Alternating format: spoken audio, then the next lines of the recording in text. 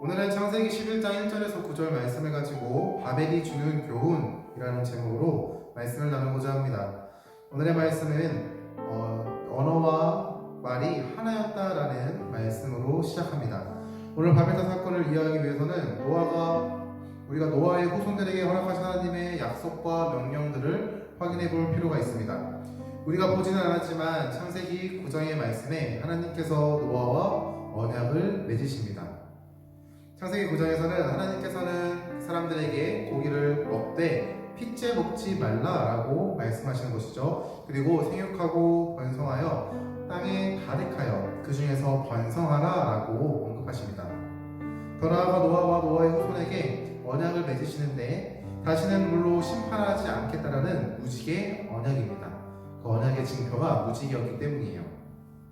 그렇게 하나님께서는 그들에게 약속하셨습니다. 그리고 노아의 후손들이 동쪽으로 이동하다가 시날 평지에 거류하였다라고 성경은 말하고 있습니다. 시날 평지라는 시날은 히브리어로 쉬나르, 두 강 사이라는 뜻을 갖고 있습니다. 신학자들은 시날 평지를 메소포타미아 문명이 발달된 유프라데 강과 티그리스 강 사이라고 유추하고 있습니다.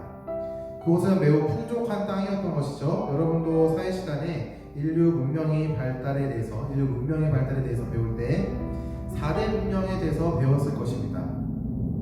그 문명은 메소포타미아, 이집트, 황하, 인더스 문명, 그 4개 문명을 말하는데 모두 아주 풍족한 강을 끼고 있는 지역이라는 것을 우리가 유추할 수 있죠. 시날 평지는 풍족함이 넘치는 곳이었습니다.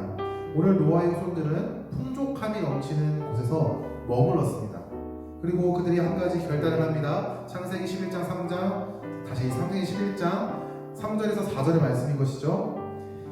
3절입니다. 서로 말하되 자 벽돌을 만들어 견고히 굽자하고 이에 벽돌로 돌을 대신하여 역청으로 진흙을 대신하고 또 말하되 자 성읍과 탑을 건설하여 그 탑 꼭대기를 하늘에 닿게 하여 우리 이름을 내고 온 지면에 흩어짐을 면하자 라고 말하고 있습니다. 바로 성읍과 탑을 건설하는 것이었습니다. 그러나 그 성읍을 건축하는 이유는 탑 꼭대기를 하늘에 닿게 하여 그들의 이름을 내고 온 지면에 흩어짐을 면하기 위함이었던 것이죠. 이러한 모습을 보시고 하나님께서는 그들을 벌하실 수 있었지만 노아와 그 후손들에게 하신 약속을 근거로 그들의 언어를 혼잡하게 하셔가지고 그들이 탑을 건설하지 못하도록 그리고 그 스스로의 그 모임들 안에서 흩어질 수 있도록 하나님께서 허락하셨습니다. 오늘 바벨탑 사건을 통해 허락하시는 메시지가 있는데 첫 번째로는 하나님의 말씀을 가까이 해야 한다는 것입니다. 여러분 하나님께서 허락하신 그 은혜가 무엇인지 알 수 있나요? 다시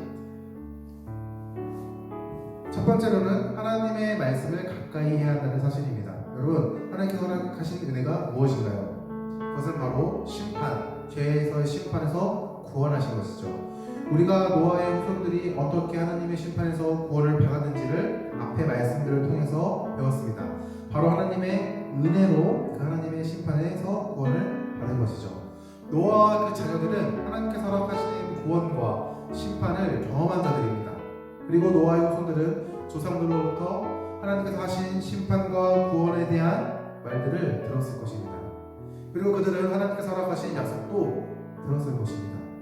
그 약속이 무엇인가요? 하나님께서는 물로 심판을 하시지 않겠다는 것이죠. 더 나아가 하나님이 어떠한 분이신지도 들었을 것입니다. 죄를 싫어하시고 죄 지은 자에게 분명하게 심판을 허락하신다는 그런 분이라는 것을 분명히 알았죠. 그런데 후손들은 하나님께서 허락하신 은혜와 약속을 잊은 채 살아가는 사람들로 변하였습니다. 그러한 근거는 바로 자기중심적인 행동을 보이는 그들의 모습을 통해서 알 수 있는 것이죠.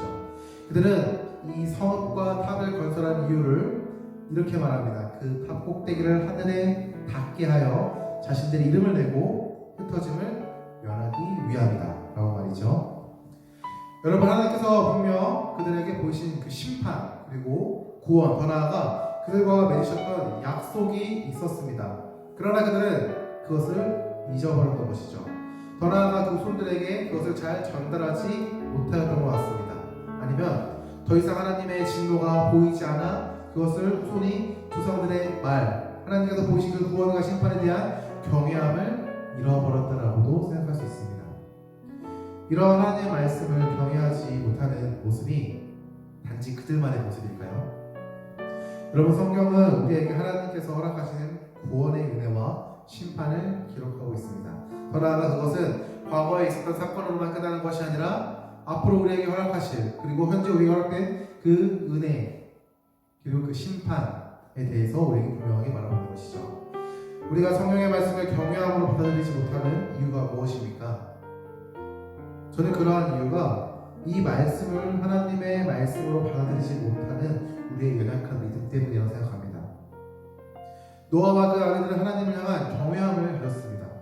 심판과 구원을 직접적으로 겪은 사람들이기 때문이죠. 그러나 그것이 과거에 있었던 조상들로부터 내려오는 이야기로만 들었던 후손들에게서는 그러한 하나님의 심판과 구원에 대한 두려움이 없었던 것이고, 하나님을 향한 경외함이 없어지게 된 것이죠. 이러한 모습은 우리에게 똑같이 드러나고 있습니다.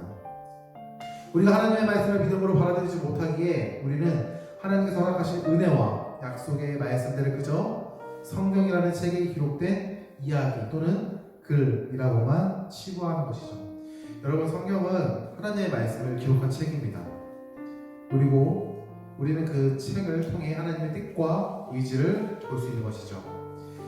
그리고 성경은 우리가 어떠한 삶을 살아야 하는지를 인도하고 우리에게 구원을 허락하시는 예수 그리스도를 만날 수 있는 안내자가 되는 것입니다.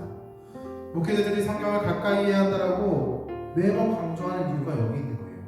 가까이 하는 삶에서조차도 그 말씀을 믿지 못하고 순종하지 못하고 더 나아가 따라가지 못하며 살아가는데, 가까이 하지도 않으면 그 말씀이 과연 우리의 삶에서 하나님의 음성으로, 하나님의 은혜로 다가올까요? 그 말씀을 경외함으로 받아들이고 순종할 수 있을까요? 우리가 하나님의 말씀을 기억할 수 있기를 소망합니다. 매일 하나님의 말씀을 조금씩이라도 읽고 읽는 것에 힘쓰길 바랍니다. 하나님께서 그런 우리에게 그 음성을 들을 수 있는 은혜를 허락하신다는 것이죠. 그 말씀이 믿어지지 않고 그 말씀이 하나님의 말씀으로 다가오지 않는다면 우리가 그 말씀을 하나님께서 허락하시는 은혜의 말씀이라고 하나님 믿게 해달라고 기도해야 하는 것이죠. 하나님께서는 간절히 믿음으로 구하는 자들에게 허락하실 것입니다.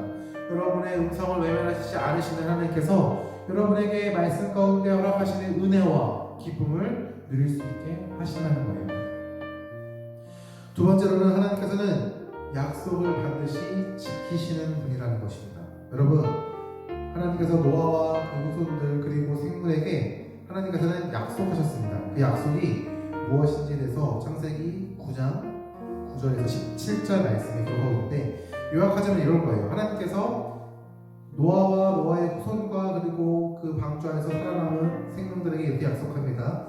다시는 내가 너희에게 물로써 심판하지 않겠다. 그리고 이 무지개를 보이시면서 너희와 나의 사이의 언약의 징표이니 이것이 보일 때마다 너희를 향하신 하나님의 언약을 기록하라 라는 것이죠. 여러분, 이 언약은 무지개 언약이라고 이렇게 부르고 있습니다. 하나님께서 무지개를 통하여 노아와 그 후손들, 더 나아가 세상의 모든 생명들, 세상 사이에 언약의 증거로 보이시기 때문이죠. 무지개는 하나님의 언약을 상징하는 것이 되었습니다. 그러나 우리는 과학이라는 학문을 통해서 무지개가 어떻게 생겨났는지 분명하게 알고 있습니다. 배우지 않는 사람도 있을 수 있지만 무지개는 물방울 입자가 프리즘처럼 작용하여 태양빛에 가시광선을 분산하고 굴절시키기 때문에 일어나는 현상이다 라고 우리는 그 무지개가 어떻게 발생하는지를 입증한 것이죠. 그러나 하나님께서는 이것을 통해 언약의 징표라고 그들에게 삼으십니다. 여러분, 노아와 그 가족들 그리고 방주 안에 있던 생물들은 하나님께서 그 수많은 생명체들을 물로 심판하셨다는 것을 의로 겪고 보았던 사람들입니다. 그래서 하늘로부터 내려지는 그 비가 하나님의 심판을 상징하는, 하나님의 진노와 분노를 상징하는 한 징표가 되어버렸던 것이죠. 그러나 물이 영원히 세상을 적시고 덮이는 것이 아니라 해가 뜨고 땅이 마른 것을 보이심으로 그 심판을 허락하지 않음을 우리는 깨달을 수 있게 되었습니다. 즉 무지개가 하나님의 언약의 말씀을 노아와 후손들에게 계속해서 생각할 수 있게 하는 징표가 된 것이죠. 여러분, 어떤 신학자들은 이렇게 말하고 있습니다. 히브리어에는 무지개라는 단어를 의미하는 단어가 없어요. 하지만 활이라는 단어를 통해서 무지개를 표현하고 있는데, 그것들을 통해서 이 무지개를 보이심으로 너와 나 사이의 언약을 기억해야 하는 강조한다라고 말하고 있죠. 더 나아가 그 약속은 단순히 우리 인간에게만 기억되는 약속이 아니라고 성경은 말하고 있습니다. 하나님께서는 16절에 이렇게 말씀하세요. 무지개가 구름 사이에 있으니 내가 보고 나 하나님과 모든 육체를 가진 땅의 모든 생물 사이에 영원한 언약을 기억하리라 라고 말씀하십니다. 우리 인간의 하나님의 말씀, 약속을 잊어버릴 수 있습니다. 앞에 노아의 후손들이 하나님의 말씀, 약속을 잊었던 것과 같이 말이죠. 그러나 하나님께서는 그 약속을 잊어버리지 않으셨습니다. 하나님께서는 우리가 잊어버린 그 약속을 기억하셨습니다. 하나님께서는 그 약속을 기억할 뿐만 아니라 우리가 지키지 못하는 그 약속을 하나님께서는 지키셨다는 거예요. 간절히 원하기로는 성경 가운데 기록되어 있는 수많은 약속의 말씀이 여러분을 향한 하나님의 약속의 말씀이 되기를 간절히 소망합니다.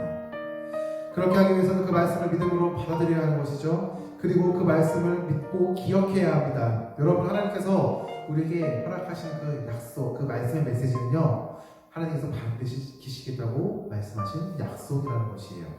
그 약속을 잊지 않으시고 우리가 잊어버린 상황에서도 하나님께서 그 약속을 잊지 않으시고 반드시 성취하시는 그러한 신실하신 분이라는 거예요.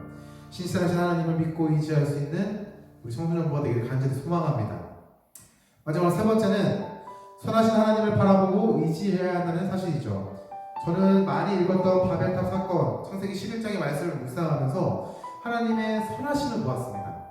선하심? 이거 볼 수 있을까? 라고 생각할 수 있지만 여러분, 노아의 후손들은 하나님 앞에 범죄한 거예요. 죄의 결과가 무엇이죠? 죄의 결과는 죽음입니다. 하나님과의 관계의 단절과 우리 생명의 죽음인 것이죠. 하나님께서는 그 심판의 결과로 홍수로 모든 생명을 멸하셨습니다. 그러나 오늘 말씀에 보면은 하나님께서 그들의 언어를 혼잡하게 하셔서 그들의 계획과 생각, 더 나아가 그 무리를 흩으셨다라고 성경은 고백하고 있습니다. 바벨이라는 단어의 의미는 혼란이라는 의미를 갖는 히브리어입니다. 세상을 창조하시고 그곳에 질서를 부여하신 하나님께서 그들의 언어를 혼잡하게 하셨고 그들에게 혼란을 나게 시킨 것이죠. 여러분, 잘 생각해보면은 언어가 하나면은 복음을 전하기에 매우 수월할 거예요. 더욱더 유익할 것이고요. 우리가 영어를 배우지 않아도 되는 것이죠. 영어뿐만이겠습니까? 중국어나 일본어나 다른 외국어들을 배우지 않아도 되는 거예요. 그러나 하나님께서는 언어를 혼잡하게 하셨습니다. 그리고 그들의 계획을 무너뜨리신 것이죠.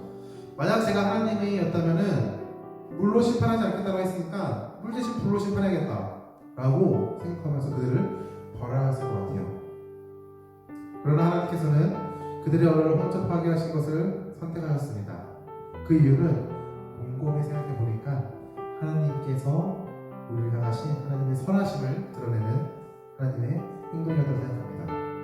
여러분, 언어를 혼잡하게 하신 데에는 두 가지 유익이 있는데 첫 번째로는 그들의 생명이 모두 보존되었다는 것입니다. 두 번째로는 세상 사람들이 세상에 흩어지게 되었다는 것이에요.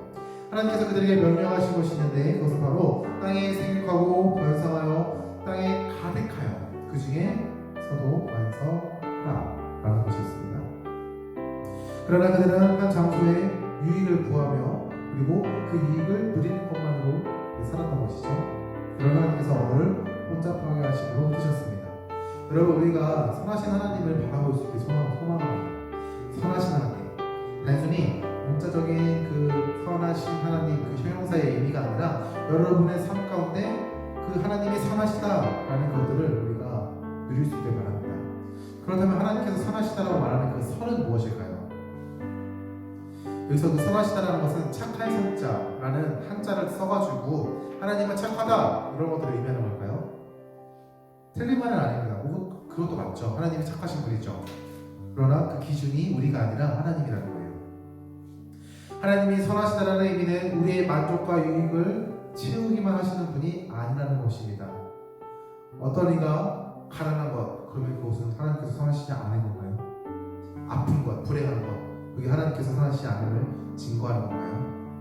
하나님의 선하심은 죄와는 반대되는 개념으로 보면은 좀 더 이해하기 쉽습니다. 공의하시고 은혜가 많으시고 자비하신 모습을 의미하시는 것이죠. 우리가 그러한 하나님의 선하심을 바라볼 수 있기를 소망합니다.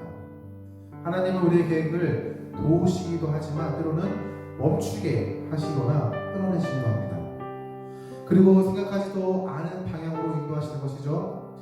우리가 코로나로 인해 가지고 많은 것들을 잃었다고 고백하지만 사실 그것을 통해서 우리는 더 많은 것들을 얻었습니다. 우리의 신앙의 모습을 보았고요. 하나님 앞에서 우리의 낙태함을 보았고요. 하나님 앞에서 우리의 게으름을 보았고요. 우리의 잘못되고 위선적인 신앙들을 보았습니다. 하나님을 향한 우리의 믿음이 더 나아가서는 가라지와 같은 성도들의 모습, 그리고 더 나아가 부패한 교회의 모습들을 우리가 본 것이죠. 만약에 코로나가 없었으면 이러한 모습들을 우리가 직면하지 않았을 거예요. 그러나 하나님께서는 코로나를 허락하셨고, 그리고 우리의 믿음과 현재 교회의 잘못된 모습들을 생각나게 하셨습니다. 그들을 개혁하게 하셨던 것이죠. 그리고 우리의 신앙을 보게 하셨습니다. 더 나아가서 우리의 연약함과 하나님의 은혜를 보게 하실 거예요. 여러분, 하나님의 선하심을 바라볼 수 있기를 간절히 소망합니다. 그리고 그 가운데 허락하시는 은혜를 누릴 수 있기를 간절히 소망합니다. 하나님께서는 선하시며 하나님께서는 신실하신 줄 믿습니다. 시편 23편에 이런 고백이 있어요. 제가 읽어줄게요. 여호와는 나의 목자시니 내게 부족함이 없으리로다. 그가 나를 푸른 밭에 누이시며 쉴만한 물가로 인도하시는도다. 내 영혼을 소생시키시고 자기 이름을 위하여 의의 길로 인도하시는도다. 내가 사망의 음침한 골짜기를 다닐지라도 해를 두려워하지 않은 것은 주께서 나와 함께 하심이라. 주의 지팡이와 막대기가 나를 안위하시나이다. 주께서 내 원수의 목전에서 내게 상을 차려주시고 기름을 내 머리에 부으셨으니 내 잔이 넘치나이다. 내 평생의 선하심과 인자하심이 반드시 나를 따르리니 내가 여호와의 집에 영원히 살리로다. 아멘. 시편 23편의 말씀은 다윗의 시라고 고백합니다. 다윗의 고백인 것이죠. 하나님께서는 나의 목자가 되시니 나의 부족함이 없다라고 하는 하나님을 향한 다윗의 고백인 것이죠. 우리의 신앙으로 이러한 고백이 있기를 소망합니다. 선하시고 인자하신 하나님을 바라보며 그분의 인도하심을 따라 살아갈 수 있는 우리 더시티 사랑의 교회 청소년 되기를 소망합니다. 이제 말씀을 맺겠습니다. 바벨탑 사건을 통해서 우리는 세 가지 메시지를 보았습니다.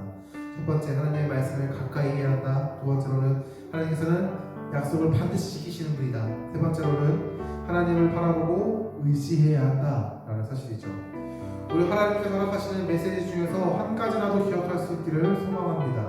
그리고 우리의 삶으로 실천할 수 있는 것이 무엇인지를 고민하고 그것을 행하는 것에 힘쓰는 더시티 사랑의 교회 청소년 바디를 주님의 이름으로 축원합니다. 감사합니다. 기도하겠습니다.